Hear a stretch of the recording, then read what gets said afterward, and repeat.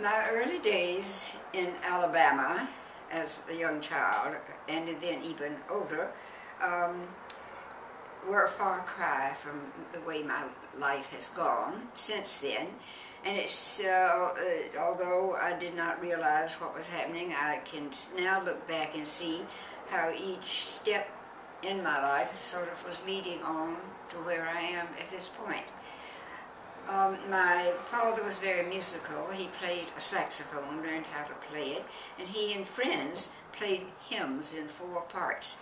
And I guess that was one of my early experiences. The other thing is that when I would hear music played, I would cry.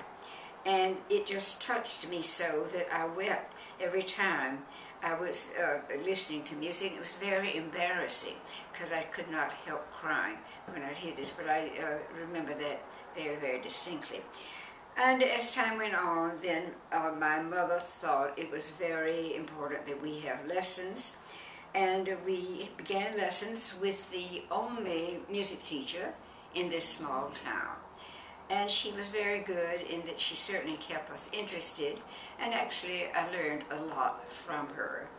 There was still a great deal more to be learned, but it was good, that. And then in college, I was very much wanting to be, and was, a music major, along with my English, and uncertain, though, about what I wanted to do with it. I had a sister whom I thought was extremely more talented than I, and that she, I always, that made me feel, I suppose, that maybe I did not have what I needed to go on and do something with music as a profession. But I had interesting teachers at college. They were very good musicians, and this led to my coming to New York with them. One of them was a singer. She did go to the Metropolitan Opera finally, and another one was a writer, and another was in the theater. I still did not know what I particularly wanted to do with my musical training. But one thing led to another, and I decided to take a summer course at Juilliard, and there I met a person, had a teacher who had quite an influence on me. Her name was Frances Goldstein, and she was sort of in charge, I believe, of theory and ear training for instrumentalists who were not piano majors at all. I think that was her job.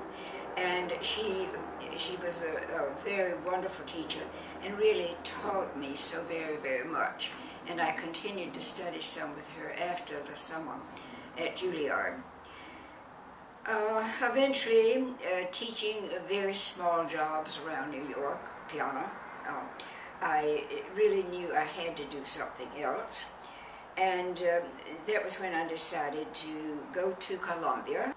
This then led to my connection with Otto Luening, whom I, of course, we married, and it was through that connection. He was never my professor. He never taught me formally there.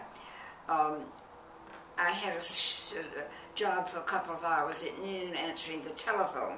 And that was the way I really sort of got to know him, because I was often taking his messages. And, sorry.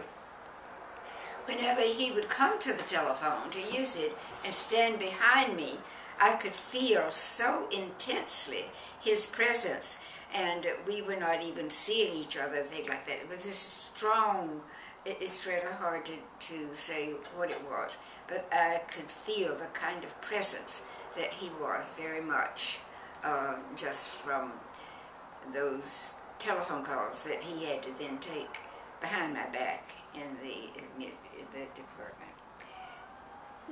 So I have company, not very musical, but at Packer I taught classes. I also taught piano. I was the only piano teacher there now. Then, I understand Packer has quite a developed program now with other instruments, but at the time I was there, I was the only instrument teacher, and that being piano. and the stint at Barnum for boys, also it was classwork and piano. No other instruments at that time. As far as the number of students I have taught, I must someday sit down and do some arithmetic to find out. Certainly, if you include the classes, we might get into thousands. Pianists, I would say maybe 100. That's a big, wild guess. Someday I will have to see how many maybe it really is. It seems to me that the very highest form of making art, producing music, applies to children. Actually, I think that's where a certain kind of respect for it begins, because it's not just something you dash off or throw around a bit or when it's convenient, but these are pieces that they play in these music halls. They play these pieces, they have worked on them.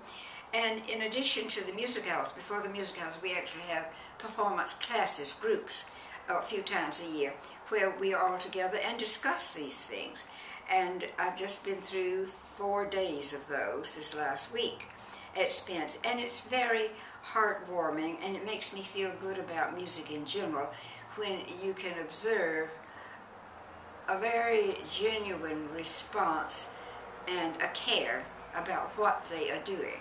And although they're not going to be music majors, I think that it does help create a response that's very, very valuable to them and to music as a whole and society, that they understand this and appreciate it. This is something I always want to be able to ask Otto. He would have a good answer for it and help me to understand it, because it is very hard for me to understand what everything means at this point in music, and I think in other areas too, but music's the one I know most about.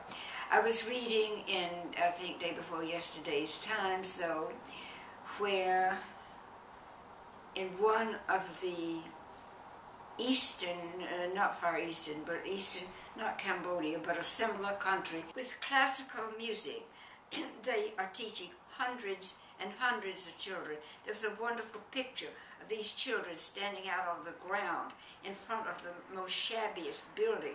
Here they are with their classical instruments and learning classical music. And the government is supporting this, and it gives them, I presume through the discipline, mostly, it gives them a step to move on into other things from this. But it's a very widespread development there in that country.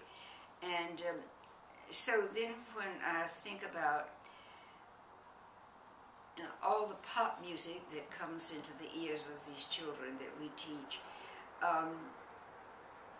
something that is lost if there's not any of this more serious concert music put there, as they are doing with these children, which is proven to be a great success in that country.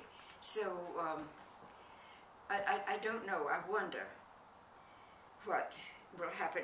Something I used to ask Otto was what he thought electronic music would do. And he said, people will have to listen to it first and then make an evaluation of it. And so what kind of evaluation will be made, I don't know. It's hard to know. But certainly that particular thing has changed the world as far as music is concerned.